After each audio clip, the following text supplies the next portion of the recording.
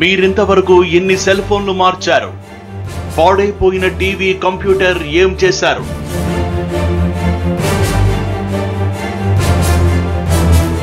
పనిచేయని కీబోర్డులు, ప్రింటర్లు, కెమెరాలు, ఇతర electronic gadgets తో మీ ఇల్లు నిండిపోయిందా? మీ ఇరుగు పొరుగు వారింట్లో కూడా ఇదే పరిస్థితి?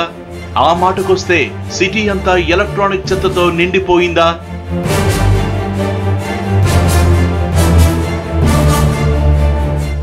ఈ వేస్ట్ తో ప్రాణాంతక క్యాన్సర్. ప్రపంచంలో 33% కాలుష్యానికిదే కారణం.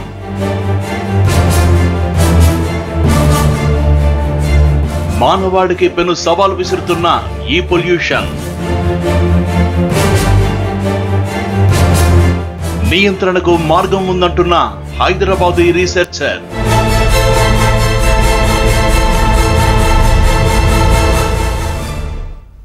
అవును, ఇప్పుడు ప్రపంచం ఎదుర్కొంటున్న అతిపెద్ద సమస్య ఈ పొల్యూషన్. అగ్రరాజ్యాల నుంచి అభివృద్ధి చెందుతున్న తెలుగు రాష్ట్రాల వరకు ఎలక్ట్రానిక్ కాలుష్యం విస్తరించింది.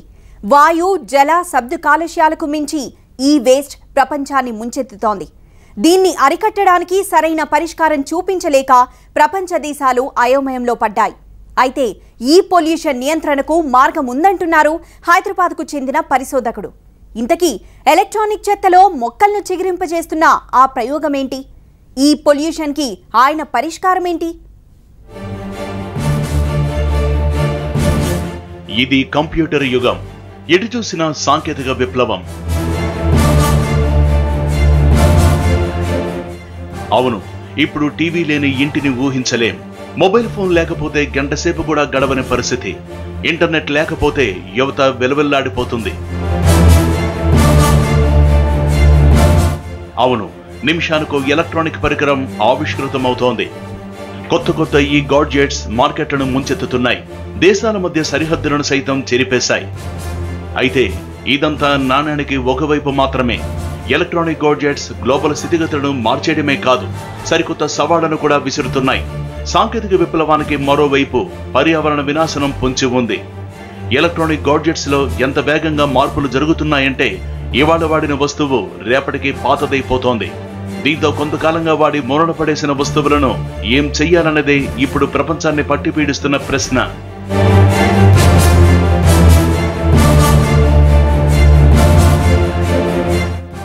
ఈ చెత్తతో నగరాలు నిండిపోతున్నాయి. ఈ వేస్ట్ కు చిన్న దేశాలు డంపింగ్ యార్డుగా మారుతున్నాయి.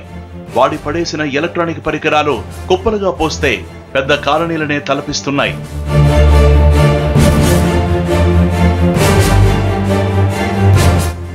ఈ వేస్ట్ ని రీసైక్లింగ్ చేయాలంటే వాటిలోని వివిధ లోహాలను వేరు చేసి కరిగించాల్సి ఉంటుంది.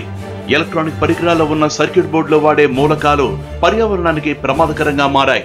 వీటిని యంత్రాల ద్వారా వేరు చేసేంత పరిజ్ఞానం వర్ధమాన దేశాల్లో లేదు. ఎలక్ట్రానిక్ వేస్ట్ ని వదిలించుకోవడానికి అటు అగ్రదేశాలు సైతం తంటాలు పడుతున్నాయి. వెనుకబడిన దేశాలకు తరలించి చేతులు దులుపుకుంటున్నాయి. ఇలా వాడి పాడేసిన ఎలక్ట్రానిక్ పరికరాలు ఎక్కడికక్కడ గుట్టలుగా పేరుకుపోతున్నాయి. ఖాళీ ప్రదేశాలు, నీటి వనరులు, నివాస ప్రాంతాలను కలుషితం చేస్తున్నాయి. అంతర్జాతీయ పర్యావరణ సంస్థల రిపోర్టుల ప్రకారం ప్రపంచంలో 33% కాలుష్యానికి ఎలక్ట్రానిక్ వేస్టే కారణమని తేలింది. అలాగే ప్రపంచవ్యాప్తంగా 80 బిలియన్ టన్నుల ఈ చెత్త నిల్వలు ఉన్నాయనే వాస్తవం ఆందోళన కలిగిస్తోంది.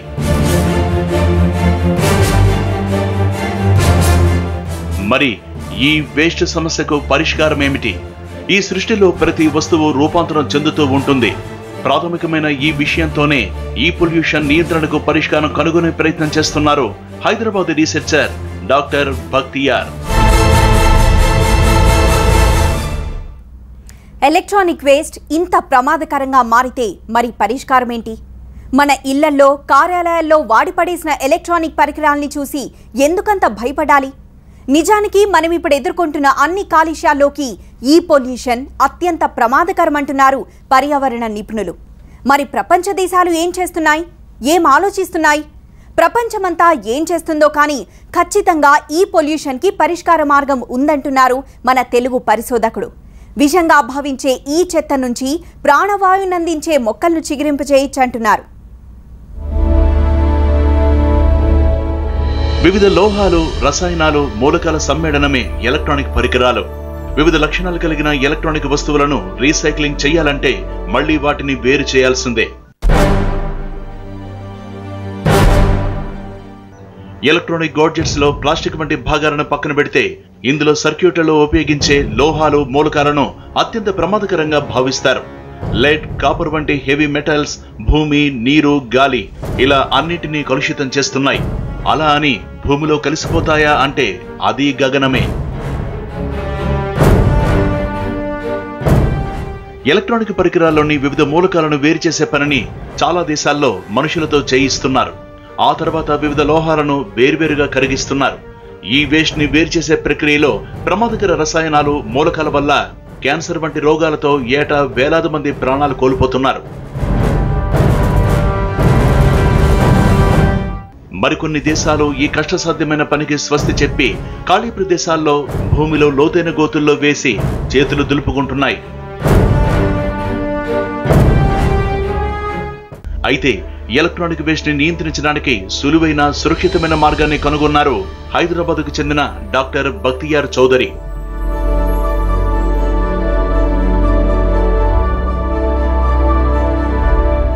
బక్తియార్ వృత్తిరీత్యా వైద్యుడు, ప్రకృతి ప్రేమికుడు.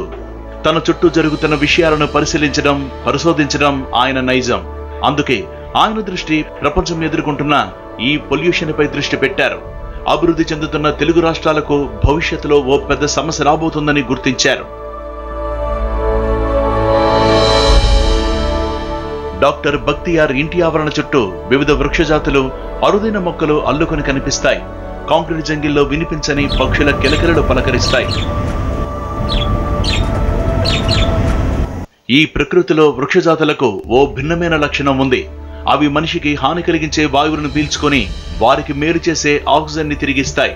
ప్రపంచానికి పెను ప్రమాదంగా మారిన ఈ పొల్యూషన్ నియంత్రణకు కూడా ఇదే ఫార్ములాను ఎందుకు వర్తింపజేయకూడదనుకున్నారు డాక్టర్ బక్తియార్. వేస్ట్ అనే దాంట్లో కొన్ని రసాయన పదార్థాలు ఉంటాయి, కొన్ని హెవీ మెటల్స్ ఉంటాయి. ముఖ్యంగా కాపర్, తర్వాత లెడ్, బ్రిలియం, కాడ్మియం, ఈ 4 దాదాపు ప్రతి ఈ వేస్ట్ మెటీరియల్లో ఉంటాయి. ఇవన్నీ మనకు తెలియకుండా భూమిని కాలుష్యం చేస్తాయి. నిదానంగా మన శరీరంలో కూడా వెళ్ళి మన శరీరంలో ఉన్నటువంటి అన్ని అవయవాల్ని దీర్ఘకాలికంగా జబ్బు రూపంలో దాల్చొచ్చు, లేదా పర్మనెంట్గా డ్యామేజ్ చేయొచ్చు. సో దీని నుంచి మనం తప్పించుకోవాలంటే దీన్ని సేఫ్గా డిస్పోజ్ చేయాలి. తాను ఉపయోగించిన అది కంప్యూటర్ సర్క్యూట్ అయినా, మూలపడిన ప్రింటర్ అయినా ఆయన దృష్టిలో ఒక్కటే. ఆ పరికరాలను మొక్కలు ఎదగడానికి అనుకూలంగా మార్చారు. అందులో మట్టి వేసి మొక్కలను నాటారు. మొక్కలకు వేసే నీటి ద్వారా తిరిగి ఈ కాలుష్యం భూమిలోకి చేరకుండా ప్లాస్టిక్ బ్యాగుల్లో అమర్చి జాగ్రత్తలు తీసుకున్నారు.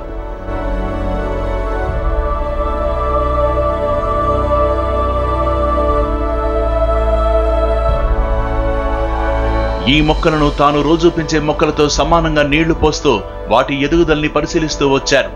అసలు ఈ వేస్ట్ లో వేసిన మొక్కలు పెరుగుతున్నాయా అనే ప్రశ్న నుంచి ఇవి బతికి బలంగా ఎదగటాన్ని గమనించారు.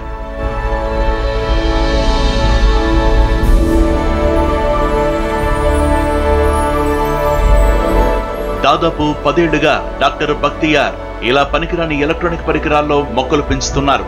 దశాబ్ద కాలంగా ఆయన ఈ మొక్కలను నిశితంగా పరిశీలించారు. ఓ పరిశోధకుడిగా అధ్యయనం చేశారు. అవును, ఆయన ప్రయోగం మంచి ఫలితాలనిస్తోంది. అది ఎంత అంటే తాను ఆశించినంత.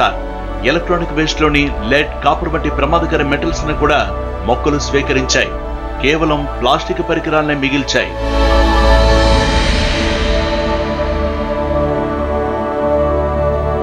ఈ మొక్కలను ఎలక్ట్రానిక్ పరికరాల నుంచి వేరు చేసి చూస్తే సర్క్యూట్ బోర్డుల్లోని మూలకాలు ఒక్కడు కూడా కనిపించకపోవడం బక్తియార్ని ఆశ్చర్యానికి గురి చేసింది. అందుకే తన నూతన ఆవిష్కరణ ప్రపంచానికి ఒక దిక్సూచి కావాలని భావిస్తున్నారు. చివరికి ఈ మొక్కల ఆకుల్లో కూడా ఈ వేస్ట్ లోని మూలకాలు ఉన్నట్లు గుర్తించారు. అంటే అవి చాలా సంతోషంగా వాటిని స్వీకరిస్తున్నట్టేనంటున్నారు బక్తియార్. దాదాపు 3 years కల్లా చక్కగా ఈ వేస్ట్ని వాడుకోగలవు. నేను దాని తర్వాత ఏం చేశాను, ఆ సీలింగ్ ప్యాకెట్స్ అని తీసేశాను. ఎందుకంటే ఇంకా దానికి నీరు కారిన ప్రమాదం లేదు. ఆ తర్వాత ఈ ఐరన్ని, మెటల్ని కూడా వాడుకోవడం మొదలుపెట్టాయి. అంటే ఆల్మోస్ట్ ఒక తొళ్ళలాగా మిగిలింది. ఈ చెట్ల ఆకుల్ని పరిశీలిస్తే వాటిలో కొంచెం ఎక్కువగా ఉన్నాయి విలువస్. కానీ నా కాన్సెప్ట్ ఏంటంటే ఫ్యూచర్లో చెట్టు పెరిగే కొద్దీ వాటిని వాడుకోగలిగే శక్తి కూడా పెరుగుతుంది. ఎందుకంటే చెట్టుకున్నటువంటి గొప్ప లక్షణాలు, పెద్ద పెద్ద చెట్లని మనం పెంచితే అవి చాలా ఈజీగా ఈ వేస్ట్ని మార్చుకోగలవు. ఈ ప్రకృతిలో మొక్కలకు ఈ పొల్యూషన్ నిరోధించే శక్తి ఉందన్న విషయం రుజువైందంటున్నారు డాక్టర్ బక్తియార్. ప్రమాదకర మూలకాలను వేరు చేసి తమలోనికి తీసుకున్నందున ఖాళీగా మిగిలిన ప్లాస్టిక్ వస్తువును రీసైకిల్ చేయడం చాలా ఈజీ అంటున్నారు. అయితే మొక్కలు తాము తీసుకున్న మూలకాలను తిరిగి పర్యావరణంలోకి విడిచిపెట్టవా అంటే ఎట్టి పరిస్థితుల్లోనూ అది జరగదని చెబుతున్నారు డాక్టర్ బక్తియార్. మనం విడిచిపెట్టే కార్బన్ డైఆక్సైడ్ ను మొక్కలు తీసుకొని మనకు ప్రాణవాయువును అందిస్తున్న సూత్రమే ఇక్కడ వర్తిస్తుందని వివరిస్తున్నారు. అవి నిజంగా చెట్టుని బాధ పెట్టగలిగితే చెట్టు కూడా సఫర్ కావాలి. ఒక చెట్టు హెల్దీగా పెరుగుతుందంటే ఏమని అర్థం? దాన్ని వాడుకోగలదు, ఇముడుకోగలదనే కదా అర్థం. ఒక చెట్టు విరివిగా పూలు పూస్తుంది, ఆకులు కాస్తుంది, బ్రాంచింగ్ బ్రహ్మాండంగా ఉంది, రూట్ స్ట్రక్చర్ బాగుంది అంటే ఆ ఈ వేస్ట్ ఈజే. ఎలాగైతే మన కార్బన్ డైఆక్సైడ్ని చెట్లు వాడుకొని మనకు ఆక్సిజన్ తిరిగిస్తాయో ఈ వేస్ట్లో ఉండేటువంటి కాపర్, బ్రిలియం, కాడ్మియం, లెడ్ ఇవన్నిటి కూడా చెట్లు చక్కగా వాడుకోగలదు.